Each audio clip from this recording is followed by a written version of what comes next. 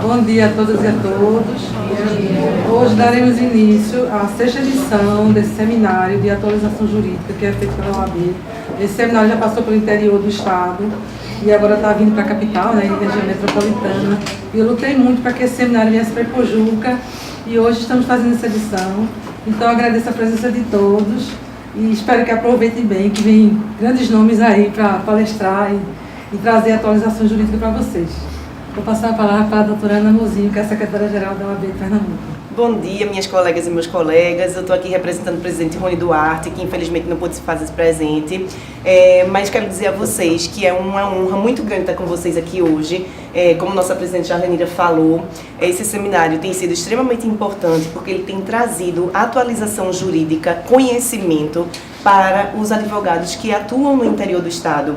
E é extremamente importante a presença de vocês aqui, para que a gente sempre tenha realmente na nossa profissão e no nosso dia a dia esse conhecimento sobre as matérias que estão sendo tratadas, sobre reformas, sobre atualizações de Código de Processo Civil. Então, realmente é uma honra muito grande para a OAB acompanhar a Escola Superior de Advocacia, que é o braço educacional da OAB, nessa empreitada de levar para o interior o conhecimento e a atualização jurídica. Então, eu gostaria realmente de parabenizar mais uma vez meu amigo Carlos Neves, que é o diretor-geral da ESA, nessa iniciativa que tem sido extremamente importante para a nossa classe.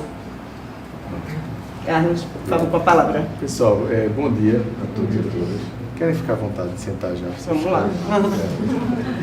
Deixa uma coisa mais informal. Eu gosto de dizer sempre que esse evento tem uma conotação mais acadêmica, então a gente deixa as pessoas mais um pouco à vontade. A alternativa é essa. Então, por favor, tem lugar aqui. Então, advogados, advogadas, colegas, estamos todos aqui juntos na mesma missão, que é o aperfeiçoamento da advocacia. É melhor qualificar o advogado, a advogada, para que a gente possa melhor atender os nossos clientes, mas também para que a gente possa ter respostas um pouco mais profundas sobre certos temas. Eu gosto sempre de dizer, brincando, eu sempre digo isso, que o advogado é aquele que é perguntado sobre tudo em todo canto. Você está no táxi, na padaria, onde chegar alguém pergunta, essa reforma trabalhista vai mexer com a vida da gente como? E a Previdência, como é que vai ficar? E essa reforma política, que discussão é essa que está tendo no Congresso? E a gente tem que sair cada vez mais da superficialidade que o mundo dinâmico e rápido da internet nos leva, né? Essa superficialidade de Facebook, né? Eu sei um pouquinho de cada coisa, mas não sei de nada. Então, na verdade, a gente tem que ter um pouquinho mais de profundidade, questionar o que é colocado, entender um pouco dos assuntos que são tratados, para poder dar a resposta. Seja a resposta às pessoas que perguntam, seja a resposta aos nossos constituintes, nossos clientes, seja também até uma visão crítica de mundo.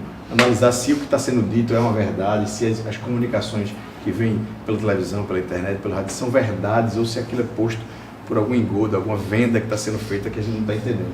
Então a gente tenta que o advogado pense um pouco mais, vá além dessa análise superficial, pelo menos nos temas da atualização. E foi assim que a gente projetou esse seminário de atualizações jurídicas.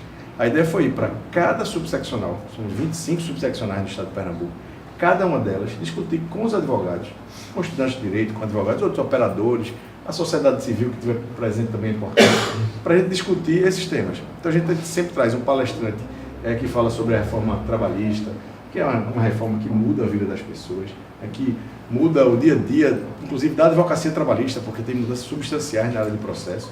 A gente traz sempre um debate sobre previdência, porque isso afeta, né, o futuro de todos nós, ou já a realidade de vários. E a gente tem uma discussão sobre a reforma política, que é a transformação, ou seja, o que é que eles que estão implementando mudanças na nossa vida estão pensando para a próxima eleição, para o sistema político. Muitas vezes eles fazem as mudanças nas nossas vidas, mas não querem mudar nada na vida deles. Querem que o sistema político fique igual como está, para permanecer sentado lá na cadeira do poder. Então a gente vai trazer essas discussões. Eu agradeço penhoradamente a Jarlenira. Sei que ela é uma presidente atuante, sempre briga pelo município aqui, pela subseccional de Ipojuca. Nós temos 25 subseccionais, vamos a todas, mas eu fiz questão de dar uma prioridade porque é uma subseccional recente, é uma subseccional que precisa da nossa atenção, é uma cidade que já passou por muitas transformações econômicas, de todas as matrizes, boas e ruins, e a gente precisa estar aqui para discutir sobre o futuro, sobre a realidade da advocacia. Agradeço também a Antônio Júnior, que é nosso coordenador do seminário de atualização jurídica, quem cuida da programação acadêmica, quem traz os professores, quem conversa e diz qual é a pauta da cidade. E agradecer à diretoria da OAB, ao presidente Rony Duarte, que não pôde estar presente, porque estava programado para vir, mas teve que ir ao Conselho Federal da OAB, porque hoje tem um chamamento público do Conselho Federal, do presidente Lamarck, o presidente nacional, para que vários advogados fossem para Brasília, para ir ao Congresso Nacional pressionar pela aprovação da criminalização do abuso, da negligência ou da violação, especificamente, das prerrogativas, das nossas prerrogativas como advogado. Então, em razão de ataques que a advocacia sofre, da confusão entre advogado e cliente, que muitas vezes o judiciário, a polícia, o Ministério Público quer misturar a nossa atuação com o nosso cliente, ou mais ainda, quando acha que advogado não é igual a juiz ao Ministério Público, né? Trata diferente, prejudica a atuação do advogado. Em razão desse prejuízo da advocacia, lembra-se que não se prejudica o advogado, se prejudica o cidadão, se prejudica quem a gente representa. O advogado não tem prerrogativas, não são privilégios. Prerrogativas são direitos para garantir o direito de outros. E em razão disso, quando um juiz quebra essas prerrogativas, a gente tem que exigir que seja um abuso de autoridade, seja criminalizado. Não quer dizer que a gente está defendendo, sendo contra processos de investigação, processos judiciais, todos devem acontecer.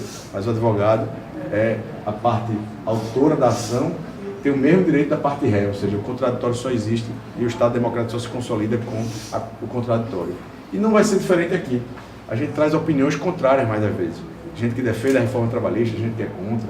E sempre esse ponto e contraponto para que a gente pense, porque é assim que a sociedade precisa que o advogado se porte. Então, dessa forma, eu agradeço ao apoio de Rony, que não pôde estar aqui, mas que pediu para a Ana Luísa Mozinho, que é a secretária-geral, vir aqui a OAB de Pojuca. Sei que ela é uma combativa advogada, conhece desse tema da prerrogativa também como a gente, e mais ainda, tem participado dos eventos apoiando a escola. Eu agradeço, Ana, por tudo isso.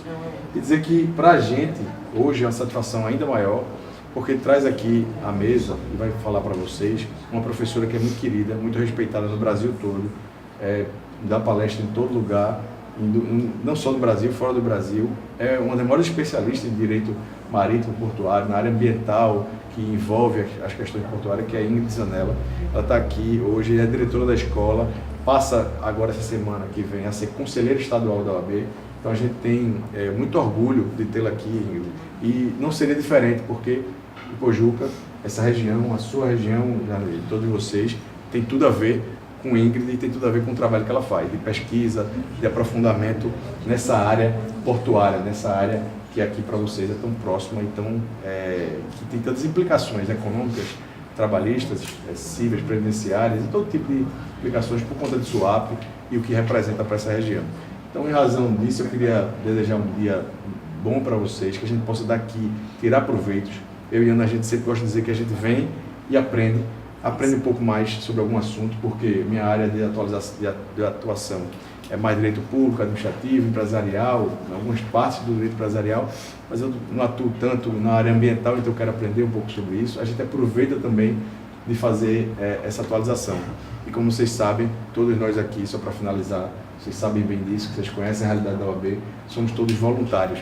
E a única coisa que a gente ganha não é salário, a gente ganha isso, ganha recebendo os advogados, melhorando a qualidade dos advogados, a qualidade da nossa profissão. É isso que a gente ganha e é isso que eu vim buscar aqui hoje, junto com vocês. Tá bom, pessoal? Bom dia a todos. Aproveitar já de imediato, passar a palavra para a Ingrid, para que ela faça essa explanação e o seu tema. Primeiramente, eu gostaria de agradecer o convite à doutora Jarlenira, né? É uma honra conhecê-la, ela me recepcionou com um abraço muito forte assim que eu cheguei. E estar aqui na OAB Pojuca, sem sombra de dúvida, representa uma oportunidade ímpar da gente debater um tema tão importante. Agradeço o convite feito também por Carlos Neves, é o nosso presidente da ESA, está empenhado aí como ninguém para possibilitar cada vez mais cursos de capacitação para os advogados.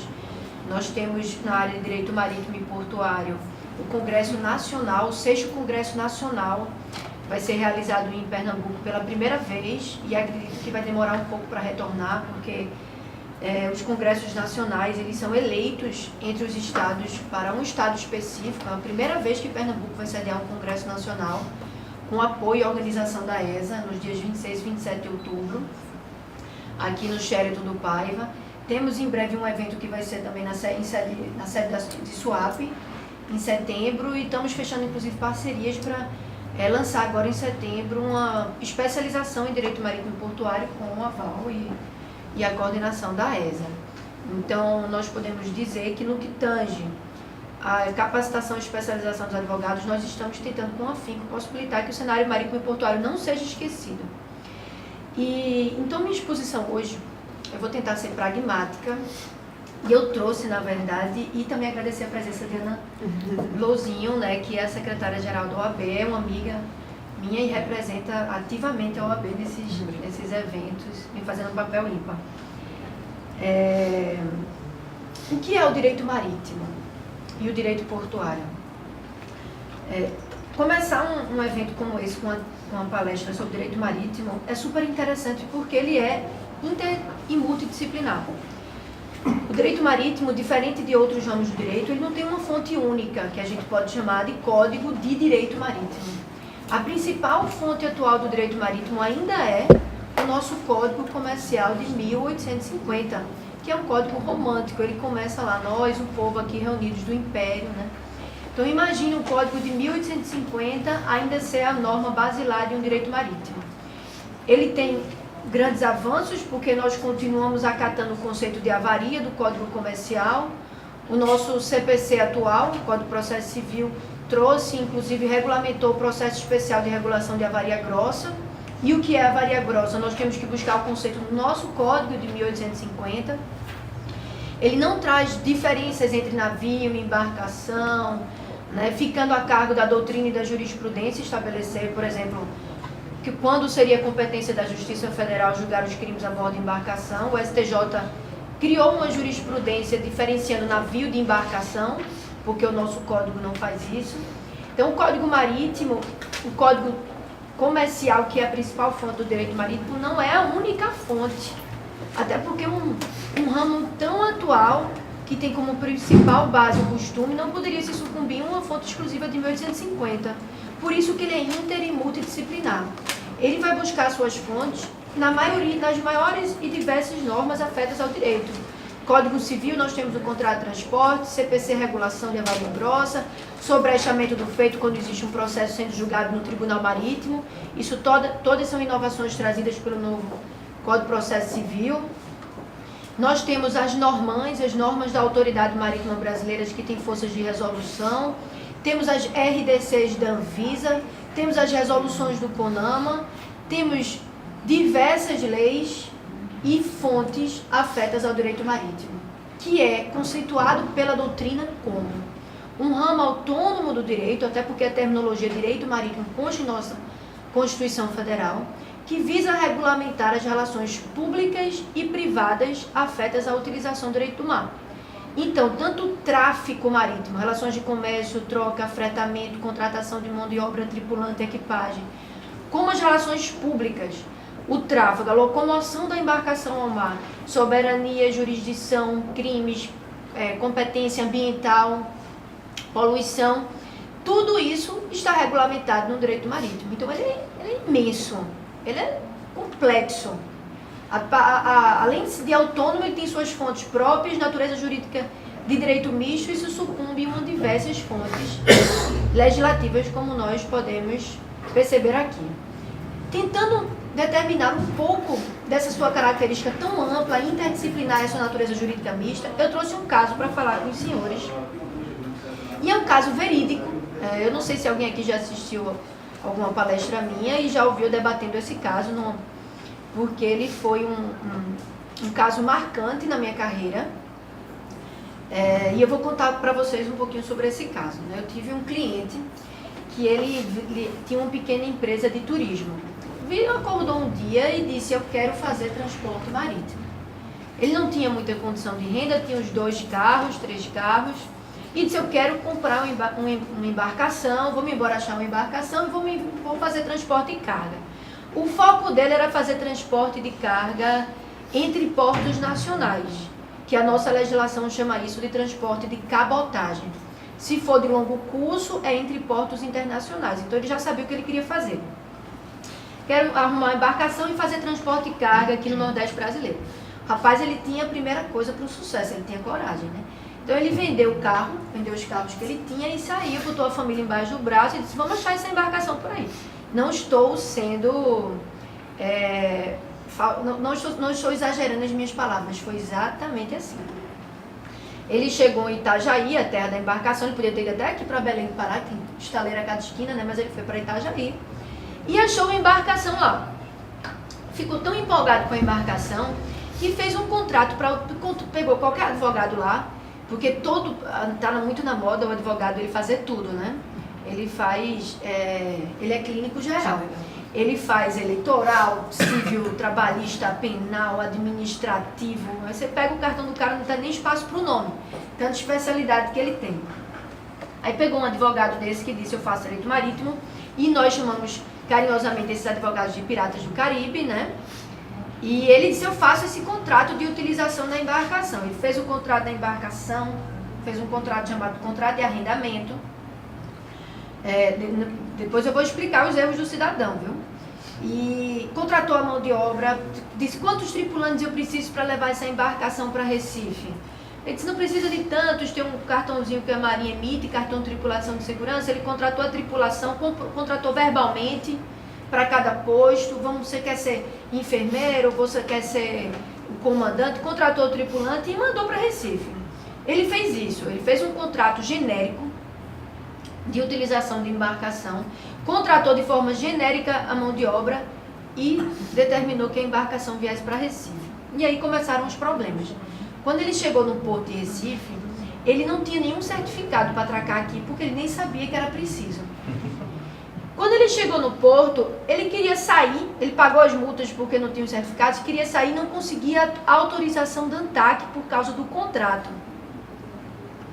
E teve ainda de sobra reclamação trabalhista por conta da forma que ele contratou os tripulantes. Então vamos entender o que aconteceu com esse cidadão, né? Ele contratou as pessoas verbalmente por 30 dias, a viagem durou 2 a 3 meses, o triplo ou o dobro do tempo que ele esperava para chegar em Recife. Primeiro erro que ele encontrou, que ele cometeu, foi o contrato. No direito marítimo, nós temos diversos contratos. Temos o contrato básico, que é o contrato de transporte, que ele inclusive tem parte sendo regida pelo direito civil. E temos 2 contratos específicos, que é o contrato de arrendamento e é o contrato de afretamento marítimo. O que ele fez foi o contrato de arrendamento. Quando ele chegou aqui, ele percebeu que esse contrato estava errado. Por quê? Porque de acordo com a Lei 9537, que é a Lei de Segurança do Tráfego Aquaviário, o contrato de arrendamento não se aplica para embarcação de transporte de carga. Se aplicaria para embarcação de pesca, de pesquisa. Mas o transporte de carga, para ser utilizado uma embarcação, precisa ter um contrato específico chamado de contrato de afretamento. Quando ele chegou aqui, ele percebeu isso, recontratou o advogado de lá e ele mudou o nome. Ele reimprimiu o contrato e colocou outro nome. Ao invés de contrato de arrendamento, ele colocou contrato de afretamento.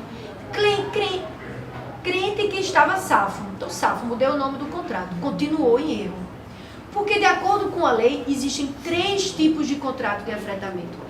Primeira dúvida, qual a diferença de um contrato de transporte para um contrato de afretamento marítimo? Quando todos nós fazemos diversos contratos de transporte ao longo da nossa vida, nós encaminhamos correios, cartas pelos correios, isso é um contrato de transporte, encaminhamos mercadoria por embarcação por aeronave, e todos esses são contratos que têm um objetivo final, locomoção da carga. E quando você vai entregar na Voilog, por exemplo, GoLog, uma mercadoria para ser entregue, você sabe qual é o jato que está levando a sua carga? Se é o Boeing 123, se é a aeronave nome fulaninho? Não. Você só sabe que a sua carga vai ser transportada. Porque esse é o elemento principal de um contrato de transporte. A locomoção, o destino. No contrato de afretamento marítimo é diferente. Além de eu exigir o elemento transporte, eu tenho que ter o elemento coisa. Eu quero que a minha carga seja levada em uma determinada embarcação. Então eu tenho um contrato de transporte sui generis, porque eu tenho um elemento locomoção, mas tem um elemento veículo transportador. Não é qualquer embarcação que transporta a minha mercadoria, é a embarcação fulaninho, embarcação Ingrid, porque a embarcação tem um nome, e no percurso tal. É um contrato de transporte sui generis, que o elemento navio, ele é imprescindível. Então ele tem regulamentos específicos, ele é regido por resoluções da ANTAC, Agência Nacional de Transportes Aquaviários, pela LESTA, parte pelo Código Comercial. Não é um contrato básico, que você muda o nome de arrendamento para afretamento, que você vai estar atendendo o que você precisa. E aí, ele alterou o nome do contrato e continuou em erro. Quais foram os erros posterior a esse? Primeiro, ele não individualizou o navio. Ele colocou contrato de arrendamento, embarcação tal. A embarcação, para ser individualizada, ela precisa ter todos os elementos que a constituem constantes no contrato. Você não faz um contrato de embarcação dizendo só o nome da embarcação Ingrid. Porque a embarcação, ela tem um nome, tem um registro, tem um porto de inscrição, tem uma nacionalidade, tem uma arqueação e tem uma tonelada. Todo contrato marítimo terá que abordar necessariamente esses 5 elementos de individualização de uma embarcação. Porque eu preciso saber onde é que eu vou obter os documentos de uma embarcação. Qual é o porto de inscrição dela? É Pernambuco? Ela tem registro no Tribunal Marítimo que fica no Rio de Janeiro? Qual é o porto de inscrição? Onde é que eu vou obter? Qual é a nacionalidade? Ela é brasileira? Ela é argentina? É americana? Holandesa? Ela tem bandeiras de conveniência? Então eu preciso individualizar a embarcação. E o segundo erro, que foi o mais gritante de todos, foi, apesar de ele ter trocado o nome do contrato, ele não ter dito qual o tipo do contrato de afretamento. Porque existem 3 tipos de contratos de afretamento e eles só são reconhecidos pela ANTAC se tiverem esmiuçados a sua espécie. Eu tenho um contrato de afretamento por tempo, por viagem e a casco nu. É importante saber isso, é imprescindível. Muda completamente a responsabilidade das partes. Mas a principal mudança do tipo de contrato de afretamento é quem vai atuar como armador daquela embarcação. Quem vai contratar a mão de obra, quem vai ser responsável por dívidas tributárias, trabalhistas, quem vai ser acionado pelos órgãos ambientais. Só em um tipo de contrato de afretamento, que é o contrato de afretamento a casco nu, aquele que recebe a embarcação vai atuar como seu armador.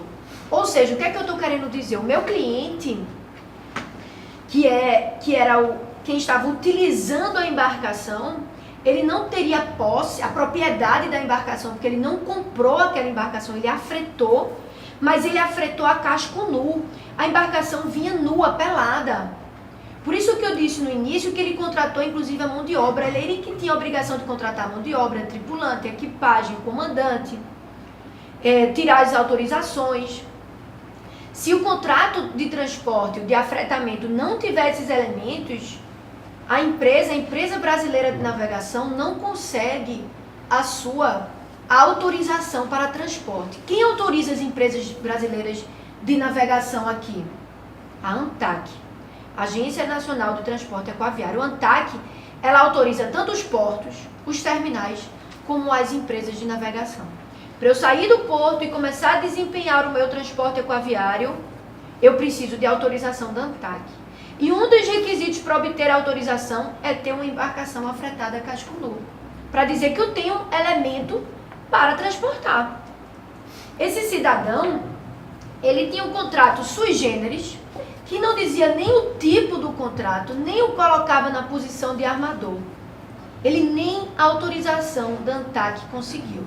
Aí você imagina o problema desse ser humano, que tem uma embarcação, por dia tem um custo altíssimo, com tripulantes, energia, o combustível, o local portuário, e ele não pode sair dali. A gente teve que correr, fazer um novo contrato e entrar na justiça solicitando uma autorização emergencial da ANTAC por 6 meses, senão ele estava no porto parado. Só gastando, só gastando. Então esses foram os 2 erros que ele cometeu quanto à utilização do contrato de transporte. E aí, como ele tinha contratado verbalmente os tripulantes, alguém ficou com alguma dúvida? Eu estou sendo clara em minha exposição, está dando para fluir? Esse foi o primeiro problema que ele teve. Ele não conseguiu sair do porto, a gente teve que refazer o contrato de afretamento, especificar o título do contrato de afretamento da Casco Nu, colocar na posição de armador, solicitar uma autorização de emergência Frantag para ele conseguir navegar. O segundo problema que ele teve foi uma reclamação trabalhista. Por que ele teve uma reclamação trabalhista? Quando chegou lá em Itajaí, ele contratou os tripulantes necessários, que era o mínimo necessário para trazer a embarcação para Recife, e contratou verbalmente pelo prazo específico de 30 dias. A viagem demorou 2 a 3 meses, ou seja, o dobro médio do tempo estimado para o contrato, e ele acabou sendo vítima, objeto de uma reclamação trabalhista. Quais foram os erros na contratação dos tripulantes? Primeiro, contratação de forma verbal. O tripulante, ele é regido pela CLT. O tripulante, está lá no artigo 240 e alguma coisa da CLT. Por incrível que pareça.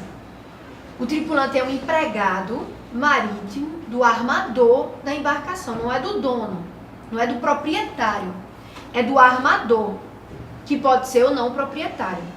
E ele é regido e contratado por um vínculo de emprego. Ele tem horário, ele tem carteira de inscrição e registro marítimo, que é emitida pela autoridade marítima. Ele é um empregado, diferente do trabalhador portuário. O trabalhador portuário, de acordo com a Lei 12.815, que é a Lei dos Portos, ele é um trabalhador avulso.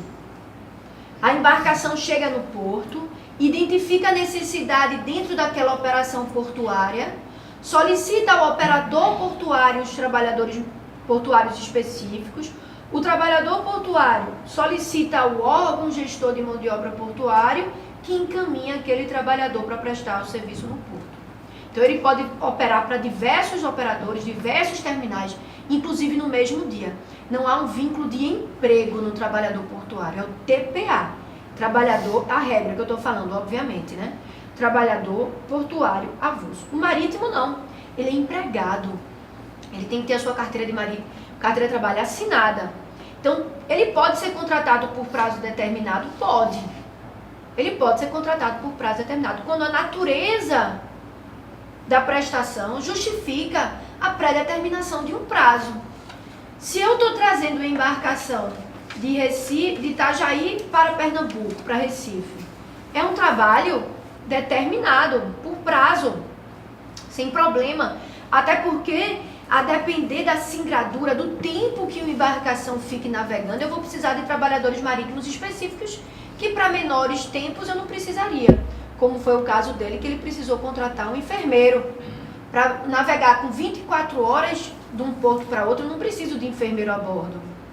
Mas com mais de 10 dias, aí eu preciso contratar um enfermeiro. Mas o erro foi também que ele instituiu a viagem, o prazo para aquele serviço marítimo em dias. Não existe prazo marítimo para trabalho em dia, prazo certo marítimo.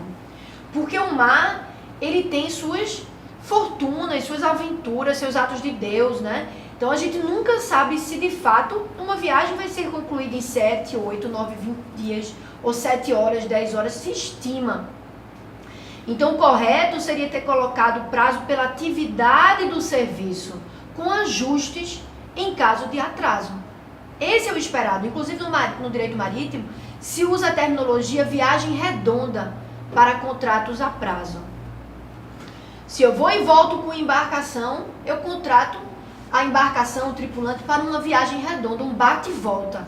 Eu não digo 20 dias, eu digo ir e voltar. Ir para Itajaí e voltar para Recife, que é muito mais lógico. Afinal, não tenho como instituir em horas, em dias, em prazo exíguo, certo, milimetricamente correto, nenhum serviço marítimo. E nesse processo foi interessante.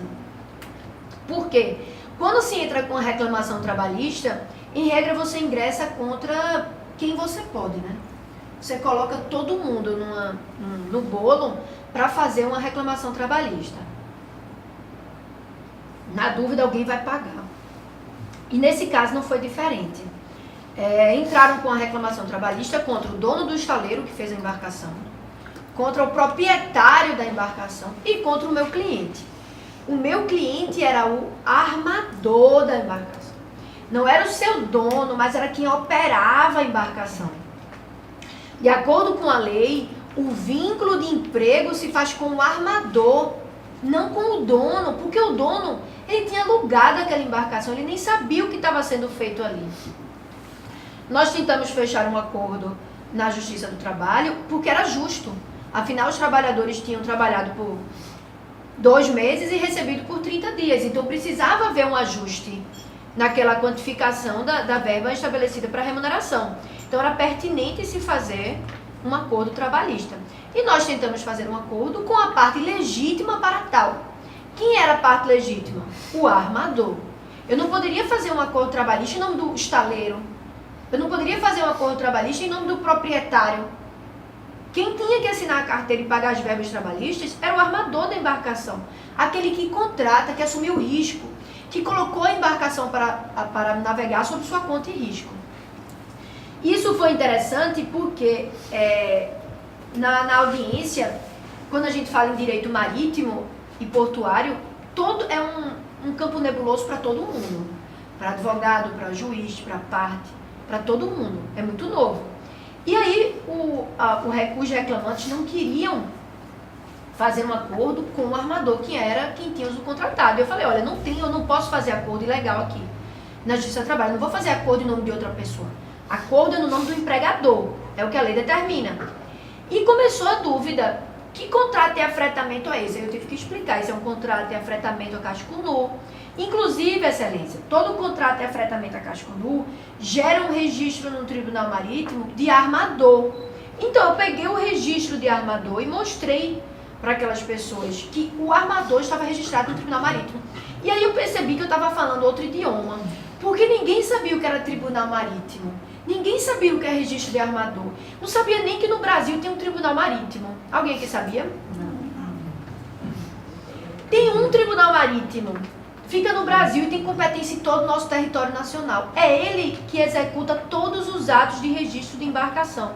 Se você tiver qualquer causa que você for arrestar, penhorar uma embarcação, você tem que pedir para o juiz comunicar ao Tribunal Marítimo, que é ele que vai determinar a ordem para aquilo ser executado.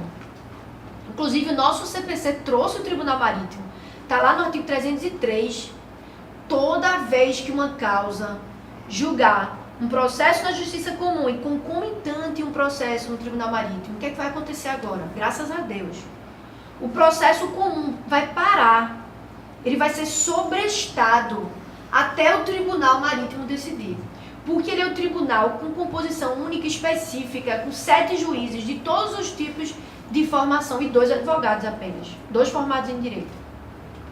Então ele vai julgar com âmbito de especialidade muito mais latente.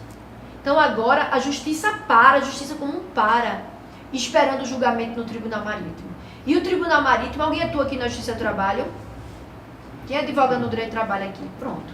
Tribunal Marítimo, toda vez que você advogar para um tripulante, para um portuário com um acidente de embarcação, que é comum vocês aqui pegarem isso, porque Ipojuca está no berço do direito marítimo do porto, toda vez que existe um acidente a bordo com um trabalhador, quem vai dizer a causa é o Tribunal Marítimo. Para o direito do trabalho, é ele que vai dizer, foi culpa do empregador, a máquina estava assim, erro de manobra. Então é uma prova que você, independente do âmbito que você atue, não precisa ser marítimo, mas foi trabalhista, pegou essa causa, você vai ter que conhecer como é que isso funciona. E aí eu percebi que ninguém entendia nem que o registro do Tribunal Marítimo tinha fé pública, porque ele é um órgão público, ele é um órgão administrativo. Ele não é um órgão qualquer de classe, de uma associação, sei lá, uma fundação. Ele é um órgão do poder. Então, o que ele emite tem fé pública. Então, eu tive que explicar e dizer, olha, não faço, está aqui o registro de armador, o contrato de afretamento e a comprovação de que um vínculo é feito com ele. Eu só faço contrato de trabalho se for com o armador. Depois de uma certa né? Vai e vem, TTT, porque o navio tem registro, o navio é bem móvel ou imóvel, até isso a gente teve que debater numa audiência trabalhista, a natureza jurídica de um navio. Navio é bem o quê, minha gente? Móvel ou imóvel? Móvel. Muito bem. O navio é bem móvel. Ele se mexe. Se ele perder a sua locomoção, ele perde o seu elemento navio. Só que ele é móvel sui generis. Quando a lei expressamente determina, incidirá sobre o navio as normas de bens imóveis, como acontece com a hipoteca e o Código Civil, como acontece com o registro e o Tribunal Marítimo. Resumindo, a gente conseguiu fazer um acordo com o armador, que era quem tinha direito e obrigação para fazer aquele ajuste trabalhista. Outra coisa foi que, dentro de uma reclamação trabalhista, alguns pedidos são de praxe. É hora extra. Todo mundo vai pedir hora extra. Os tripulantes também pedem hora extra. E nessa ação específica, eles pediram um reconhecimento de 24 horas diária de trabalho. Eles falaram que trabalhavam todas as horas do dia, de forma intermitente, de contínua. Eles acordavam, não dormiam, né? Trabalhavam. Durante 40, 50, 60 dias, a vida deles foi trabalhar durante 24 horas. É difícil, dentro de um navio, você conseguir dizer o que é hora de trabalho, hora de descanso, né? Hora de alimento, hora de alimentação, de lazer. Mas em toda embarcação, tem um controle de jornada, de acordo com o Código Comercial, um documento que vai fazer o controle de jornada, e todo tripulante vai descansar. É óbvio. Os navios de grande porte têm salas de jogos, tem salas de ginástica, tem restaurante. Os menores é mais difícil, mas eles têm o seu horário de lazer garantido, né? Todas essas normas de bem-estar dos tripulantes estão instituídas na Convenção Internacional do Trabalho Marítimo em 2006, que já está em vigor internacionalmente, no Brasil também. Então, eles pediram 24 horas de trabalho. Existe uma súmula, que é a súmula 96 do TST, que fala o seguinte: a permanência do tripulante a bordo do navio no período de repouso, além da jornada, não importa presunção de que esteja à disposição do empregador ou em regime de prorrogação de horário, circunstâncias que devem resultar provadas dada a natureza do serviço. O que é que essa súmula quer dizer? Que não é porque ele está a bordo que eu tenho uma presunção de que ele esteja trabalhando. Se o tripulante trabalhar mais do que o seu regime, ele tem que provar que de fato trabalhou. Por isso que vai existir folha de conto, controle de jornada. Então não é porque você está embarcado que você está trabalhando. Não existe isso.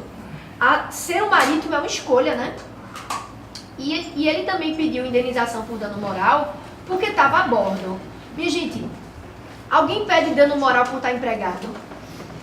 Algum marítimo tem direito a dano moral porque escolheu ser marítimo e trabalha a bordo de uma embarcação? Não existe isso, né? É lógico que esse pedido foi contrarrazoado por si só, né? Chegando no terceiro erro eu estou me aproximando ao fim da palestra. Chegando ao terceiro erro dessa embarcação. Quando ele atracou no Porto de Recife, ele recebeu 2 autuações da Anvisa. Porque nenhuma embarcação atraca em Porto Nacional sem ser certificada pela Anvisa. Eu não sei se vocês lembram, uns 6 anos atrás teve a greve da Anvisa e tinha fila de embarcações nos portos, porque ninguém atraca sem autorização, sem certificação da Anvisa. E são 2 certificações da Anvisa, a livre prática e o controle sanitário a bordo. São certificações obrigatórias. Ao chegar, como ele desconhecia até que ele precisava de autorização da ANTAC para navegar, achava só que era ter a embarcação e sair por aí, ele foi autuado por essas duas ausências de certificação. E aí ele teve que pagar a multa, obviamente, por cada uma dessas, e a multa estimada foi de R$18 mil por cada infração sanitária, porque é uma infração séria. Já pensou se uma embarcação atraca aqui sem ser certificada pela Anvisa? O que é que isso pode causar? Se ela traz uma bactéria, uma doença, algo que passe para a gente As grandes doenças que nós sabemos e lutamos contra hoje vieram com a embarcação, a cólera, o próprio mosquito da dengue, né? O próprio mosquito da dengue veio através de porão de embarcação. Nós não conseguimos, à época, ter política pública nacional para conter esse mosquito. Outros países sim, nós não. E o último erro do meu querido amigo, que hoje em dia eu posso chamá-lo assim, foi não saber o mercado de trabalho. Olha como a gente sofre, advogado, a gente tem que saber tudo. Ele chegou aqui, não tinha autorização da ANTAC, teve que entrar com ação para buscar. O contrato estava errado, a gente teve que fazer contrato específico. Ele errou na forma de contratação dos tripulantes, a gente teve que organizar a reclamação trabalhista e fazer a recontratação dos tripulantes de forma correta. Recebeu 2 autuações porque não tinha certificações da Agência Nacional de Vigilância Sanitária, que são obrigatórias para todo tipo de embarcação. E estava desesperado, o cara estava em crise. Estava em crise tanto que queria fechar qualquer contrato de trabalho para transportar carga. Ele estava desesperado, pelo amor de Deus, contrate minha embarcação que eu já estou devendo a todo mundo. E fechou um contrato de transporte por carga, por tonelada de carga. Qual a estimativa de um valor que se cobra no mercado? 90 centavos, R$1. Ele fechou a 30 centavos o contrato de transporte. A 30, ele mal pagava os custos de sobrevivência de sua empresa. A gente teve que, quando ele chegou a mim, estava tudo isso já tinha acontecido. Tudo isso já tinha acontecido. Eu só ia apagar o fogo e regularizando a empresa, apagando o erro no contrato, fazendo novo, entrando com ação para ter uma autorização de urgência, indo fazendo um acordo com os trabalhadores. Quando eu vi o contrato de transporte, eu disse, amigo, a gente vai ter que lutar aqui de 2 formas. Você vai ter que fazer carga, você vai ter que intercalar o transporte, cobrar bem e transportar a carga ruim, até a gente conseguir fazer um reajuste nesse contrato. Mas ele sofreu tudo isso. E isso é uma história verdadeira.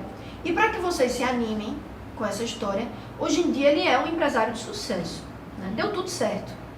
Ele conseguiu efetivar o seu sonho de ter uma embarcação, já tem mais de uma, está expandindo o mercado, já tem outros negócios e tal. Então, deu tudo certo. Ele conseguiu se reestruturar jurídica, financeira e economicamente e conseguiu passar por esse início turbulento, né? Qual a importância, então, minha gente, com esse caso do direito marítimo no Brasil? O Plano Nacional de Logística, ele ratifica como uma das principais metas para os estados em desenvolvimento, nós de Pernambuco, o transporte alternativo de carga e de pessoas. A principal meta para a logística nacional é que estados em desenvolvimento consigam usufruir de sua costa, fazendo contratos multi ou intermodais, utilizando o aspecto locomoção do mar. Isso é uma meta para o Brasil, que nós consigamos fazer isso. Nós temos vários planos em andamento em Pernambuco. Nós sabemos que muitos não estão demorando por questões políticas, econômicas, que não nos cabe aqui tocar. Mas é uma realidade, a preocupação nacional para o transporte de carga no nosso estado em desenvolvimento. E nós, aqui, sediados atualmente em Pojuca, nós temos esse cenário em latente crescimento. Nós estamos no berço dos problemas marítimos, né? E portuários aqui em Pernambuco, em Pojuca. E aí fica a pergunta, a empresa não sabia de nada disso, mas vocês sabem. Nós, que queremos atuar no âmbito jurídico, moderno, atual, interdisciplinar, estamos preparados para esse tipo de lide, para esse tipo de conflito interdisciplinar, que eu tenho que pensar em lei, resolução, mercado, certificação de Anvisa, autorização de órgão de agência regulamentadora de transporte. São várias inovações, inclusive agora em junho ou maio, não consigo me lembrar exatamente o mês, foi promulgado o decreto de 2017 que retomou a competitividade dos terminais privados para o Brasil. os maiores entraves para o terminal privado, porque nós sabemos que nós temos o porto público e o terminal privado. Suape, por exemplo. Suape é um complexo portuário. Ele é um porto público.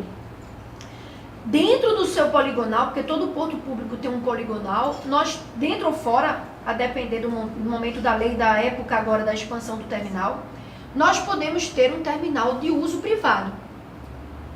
Uma pessoa, uma empresa, com uma série de requisitos instituídos na Lei 2.215 e agora no Decreto 2017, pode instituir o seu próprio terminal, recebendo carga própria, carga mista, carga de terceiro e ser um ente de competição, competitivo para o porto. Esse Decreto 2017, ele reduziu e renegociou os principais entraves para os terminais privados que receberem a sua autorização da ANTAQ. Então, isso é uma matéria que tem que ser muito estudada atualmente. A gente precisa saber como os terminais podem ser, de fato, expandidos, autorizados. Se você pega um cliente que é um terminal em autorização com a ANTAQ, o que você pode renegociar? Anteriormente ao decreto, você tinha garantia de 2% do valor do investimento. Estou com um cliente que ele tinha que dar 9 milhões de caução para poder ter um terminal privado. É muito dinheiro. E com base nesse decreto, a gente está tentando fazer todos os artifícios jurídicos, administrativos e ou judiciais, para que ele não tenha sequer que prestar mais essa garantia. Então, são inovações que nós temos que estar antenados. Ninguém daqui vai sair especialista em direito marítimo.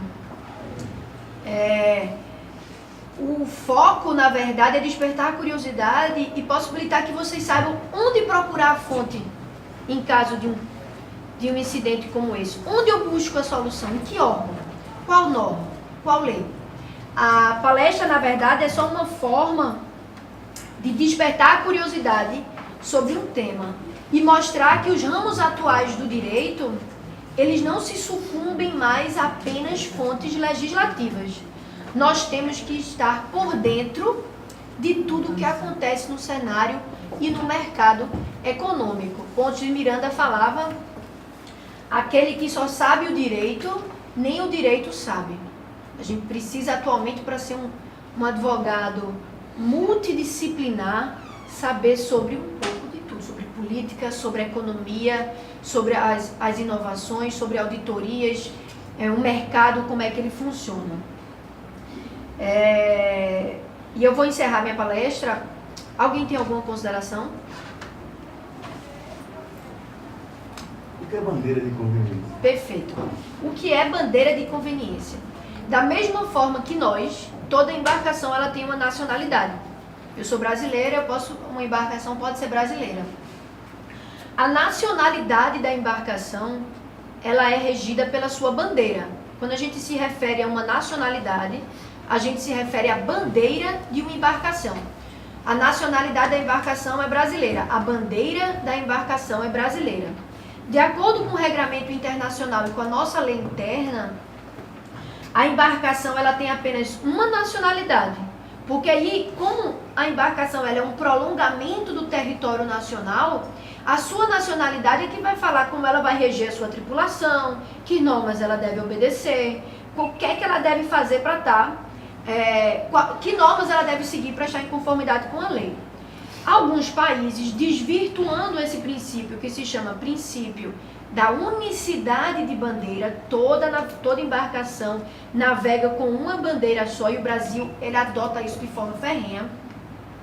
Alguns países, desvirtuando isso, concedem diversas bandeiras, ou bandeiras sem qualquer elo entre o proprietário e a nacionalidade dele, bandeiras sem qualquer padrão e requisito.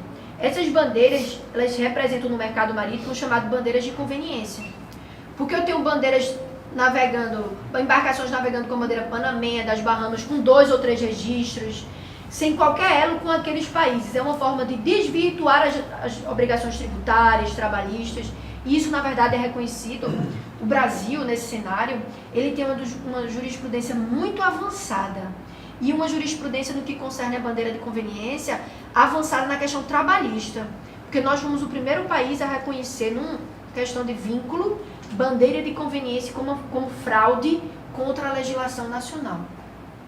Por quê? Porque se ela tem vários registros ou usa o registro panamenho sem nunca tendo navegado por usar águas panamenhas, eu não posso determinar que uma tripulação seja regida pela lei trabalhista de lá, questões similares quanto a essa. As bandeiras de conveniência representam uma média de 60% do transporte atual de mercadoria no mundo. Elas são muito representativas e acabam trazendo essas ameaças trabalhistas, tributárias e ambientais, porque enfraquece o controle pelo Estado costeiro, já que elas acabam sendo embarcações de Estado algum. Fui clara na minha... Obrigado. Alguém tem mais alguma consideração? Esse decreto que você falou que nesse ano, sabe o número? Eu esqueci o número, eu tentei falar, aí eu lembrei só. Nem um mês eu lembrava direito. Mas eu digo, essa mesa vai ficar mais um período? Vai, sim. Vamos fazer um bate-papo. Então daqui a 5 minutos eu olho na internet e falo isso daqui. Eu queria aproveitar, já que você abriu a discussão, para provocar, você falou também aí da ideia de a gente trazer uma pós-graduação para cá. Eu acho que era uma grande oportunidade, tem aqui muitos advogados, a maioria, né, quase todo mundo está aqui advogado, seria uma grande oportunidade de introduzir o tema na vida das pessoas aqui, dos advogados aqui de Pojuca. Se a gente conseguir fazer esse esforço, eu acho que a ideia dessa palestra, desse debate é provocar curiosidade no tema. Algum ou outro deve ter passado perto, com certeza, ou na matéria trabalhista, ou na relação comercial que surgiu, né, desse grupo. E aí, puxando esse assunto, eu tenho um interesse nessa área, justamente dessas relações comerciais. É porque essas embarcações, essas relações, também têm implicação, quando elas atracam aqui, eles têm implicações com todo um conjunto de fornecedores, de outras pessoas que podem ter certa dificuldade de dizer, não, mas eu contratei numa lógica da bandeira de outro país, mas você está aqui em terra brasileira, o contrato com o fornecedor respeita essa questão da bandeira. Se puder falar um pouco disso também é interessante, dessas relações comerciais. A gente tem, quando uma embarcação chega aqui, em regra ele se apoia já a um agente, porque ele vai precisar fazer diversas operações iniciais, nem só de afetas à sua carga, por exemplo, tirar o resíduo, se tem um tripulante doente, algo do tipo. Então ele já vem focado em um operador portuário que vai atendê-lo e com um agente para prestar todos os serviços necessários a essa embarcação. Aqui a gente teve um caso interessante até falando sobre isso, porque todos os contratos marítimos internacionais, ele tem duas cláusulas que para nós advogados são super interessantes. Uma é a cláusula de eleição da lei. Eles não elegem um foro só. Eles elegem a lei que vai incidir em um determinado contrato. Então, às vezes a gente fecha um contrato, né, de adesão, seja o que for, está lá no contrato marítimo. Esse contrato será regido pela lei americana. Você está aqui no Brasil, o cara está vindo de outro país, a embarcação é americana e todas as relações que você está fazendo ali, você está escolhendo a lei que vai incidir no seu contrato. E outro caso interessante é a cláusula de eleição de arbitragem internacional. E nunca no Brasil, porque nós não temos. Agora está começando uma cultura de arbitragem marítima e portuária no Brasil. Então, eles escolhem diversas, em Londres, que é o principal foco da arbitragem marítima, como arbitragem. A gente foi fazer uma vez uma negociação aqui, eu estava representando a empresa Swap, e a gente precisava de uma embarcação que só tem 3 ou 4 países no mundo, que ela é semi-submersível, ela afunda, aí você issa uma coisa muito grande como parte de embarcação ou parte de plataforma e vai embora. E a gente não conseguia evoluir muito nessa negociação, porque os representantes que eram holandeses não entendiam que por mais que eu colocasse uma cláusula, na época o STJ era pacífico em anular essas cláusulas de eleição de arbitragem internacional, por mais que a gente colocasse qualquer eleição de foro, eleição de lei, a jurisprudência ia determinar que o serviço tinha sido prestado aqui e a gente ia resolver segundo minhas leis e nos meus tribunais. Isso foi um embate muito grande, tanto que a gente não fechou com essa embarcação. A gente teve que rebocar essa coisa e não conseguiu transportá-la num contrato, numa embarcação semi-submersível, que é uma embarcação super moderna e cara, e a gente não tem nenhuma, inclusive no Brasil, desse modelo. Mas quando a embarcação está aqui, como ela é um prolongamento do seu território nacional, as relações internas privadas que são regidas dentro serão regidas pela lei da bandeira. Então, qualquer incidente a bordo, qualquer trabalho, qualquer acidente, qualquer dívida, qualquer coisa dentro da embarcação, vai continuar seguindo a lei da sua bandeira. Se ela tiver atos que afrontam o nosso território, como poluição, aí muda tudo. Aí vem direto para a legislação do estado costeiro. Mas todas as relações que ela faz privadas aqui, se não tiver cláusula excepcional no contrato, vão ser regidas pelo direito brasileiro. Se ela tiver que contratar um bote, uma balsa, contratar trabalhador portuário, tudo vai ser regido pela lei brasileira. E em regra eles contratam um agente para contratar tudo isso. Para contratar tudo. Para facilitar essa... Até porque ele não sabe, quando ele chega no ponto, ele não conhece sabe ninguém. fornecedores. Interessante. Então, Porque agente isso envolve a cidade, ou seja, em Pojuca, totalmente. tem diversos fornecedores aqui que devem ter relações com empresas que fazem serviços portuários. Então, consequentemente, uma relação comercial pode ir para a justiça aqui e, na verdade, tem implicações de regramentos de direito marítimo, essa interdisciplinaridade que você falou. Eu acho que é interessante todo mundo estar atento a isso. Pode ter uma Até você demanda ter uma de alguém ideia, aqui que às vezes nem vamos sabe demandar que pode... contra um agente portuário. Mas às vezes esse agente portuário foi contratado por embarcação, qual é a questão, Isso. como foi o contrato. Então a gente está atento, quem está atuando nessa área. De quem cobrar, né? De quem pedir. Exatamente, a quem pedir, qual é a implicação, quando é que isso, se eu chamar também a embarcação, vai chamar a matéria para uma arbitragem internacional, ter o cuidado de ler todas as relações daquela empresa. É muito interessante isso. Eu já tive caso de advogado no Espírito Santo que conduziu o caso, foi conduzindo e não sabia que o caso também estava sendo julgado no Tribunal Marítimo. E agora suspende, como você disse. Além de suspender, é prova com força relativa de certeza. É muito difícil você vir com uma condenação do Tribunal Marítimo e o Poder Judiciário dizer, não, está tudo errado. Aconteceu uma vez só. Porque é formado por especialistas, né? A tendência Exatamente. é um órgão que tem essa característica. É muito interessante. Bastante. Ele fica no Rio de Janeiro? Fica no Rio de Janeiro. É o único no São Brasil. quantos membros? 7 juízes. 2 desses juízes são formados em Direito. Um com especialização em Direito Internacional e o outro com especialização em Direito Marítimo. No nosso congresso, no dia 26 e 27 de outubro, a gente vai ter 3 juízes do Tribunal Marítimo presente. Na abertura, a gente vai ter o juiz-presidente, que é o vice-almirante da Marinha, e vamos ter os 2 juízes formados em Direito, Nelson e Marcelo, palestrando sobre a atuação do Tribunal Marítimo agora com base nessa nova conjuntura, porque o CPC ele trouxe o direito marítimo pra gente, né? Não tem mais como fugir, agora tá lá no CPC, tá no CPC, tá no mundo. A embarcação militar teria alguma diferença? Tem toda a diferença. Tudo que a gente falou aqui se aplica à embarcação mercante, privada. Existe um código específico para a justiça militar. Ela tem imunidade de jurisdição, os contratos são completamente diferentes. Não Ela se tem uma aplica. soberania do Tem país. soberania, exatamente. Tem imunidade. Imunidade. Tudo que a gente falou se aplica à embarcação privada, mercante, de transporte. Se A justiça acontecer militar, um sinistro de uma embarcação militar, seria regida pela lei do país. pela lei militar, exatamente, não passa nem pelo tribunal. Embarcações militares e de guerra são regidas por sua própria justiça militar, completamente diferente. E aí, só completamente, pode criar assim, 2 situações diferentes. Uma embarcação militar que venha causar um dano ambiental e uma embarcação mercante que causa o mesmo dano ambiental, terão tratamento diferentes? Ou Não, os no dois a gente dano ambiental avoca aí a gente vai pra cá? avocar. Se for dano ambiental vai ser Traz para o Brasil para resolver. Porque vai envolver responsabilidades altíssimas, né? Se for dano ambiental com relação à embarcação militar, Se for a embarcação militar de outra nacionalidade passando pelo nosso mar territorial e poluindo, aí a gente vai ter que fazer todas as mesmas medidas para ela. Responsabilidade administrativa, tudo. A responsabilidade civil, pedir calção, pedir... Né? Porque o dano... Aqui a gente tem no Brasil, o último dano ambiental marítimo foi no Belém do Pará com o naufrágio daquela embarcação com 5.000 bois. Todo mundo, não sei se você... Foi bem gritante, foi bem chocante aquela cena, porque filmaram a embarcação adernando e os boizinhos tentando sair. Aquilo ali foi muito triste.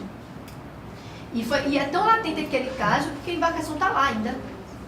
No porto, naufragada, interditou um pia inteiro. Olha o dano que até hoje se causa. E não se tem no Brasil empresa com expertise técnica para tirar aquela embarcação. E agora teve embarcação com material. Teve esses dois de eletrônicos, né? Manaus e Santos. Foi 3 navios. Que Passou adernaram. no jornal. Teve um acidente que os contêineres caíram ao mar, foram lançados ao mar. E até não se sabe se foi erro ou se foi fato da navegação, que o mar estava revolto. Porque como é que funciona? Ocorreu o acidente, há um inquérito administrativo na Capitania dos Portos e esse inquérito é encaminhado ao Tribunal Marítimo para julgar o fato. Existe algum curso aqui em Pernambuco Isso. nessa área? Existem cursos esporádicos que a gente faz na ESA, inclusive dia 28 e 29.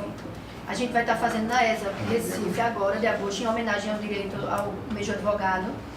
Eu e Luciano, que é especialista em direito aduaneiro. Então eu vou falar um pouco sobre, acho que ambiental, marítimo e portuário num dia e no outro ele vai fazer a questão sobre direito aduaneiro, que é muito interessante também, é outro universo completamente diferente. Só completando, esse curso está à disposição já no site da ESA. Quem quiser se inscrever, pode se inscrever para poder já ter a professora dia 28 aí. e 29 de A semana que agosto. vem o curso de direito marítimo e portuário. Faz a inscrição No site da ESA. Tem aí as informações. E esse mês a gente vai estar lançando em conjunto com a ESA a especialização. A ideia nossa é fazer uma especialização mais acessível e não 100% presencial. Não 100%. Então a gente vai conseguir ter os melhores professores do Brasil, como a Eliane, Matusalém, os juízes do Tribunal Marítimo, o pessoal da praticagem, e encontros, a gente analisando, vamos fechar isso numa reunião aqui na próxima semana, né? De 3 em 3 meses, encontros presenciais, uma aula que aparentemente início seria na ESA. Então é um curso mais moderno do mercado, está sendo oferecido já em São Paulo, no Rio, e a gente está querendo trazer para Recife. Já foi data? Começa em setembro, se tudo der certo. Vocês podem acompanhar tudo pelo site da ESA. Nós sempre divulgamos no site, no Facebook da ESA, no Instagram. Se salvo engano, tem lá em breve, ou alguma coisa assim. O curso já está lá disponível para inscrição. Após a a gente é vai fácil, lançar em breve. simples. E após que essa especialização a gente deve estar lançando. E aproveitando também isso para dizer a vocês que a gente tem não só o site da ESA, o Facebook, mas agora no dia do advogado e da advogada, o presidente Rony Duarte lançou uma plataforma chamada OAB+.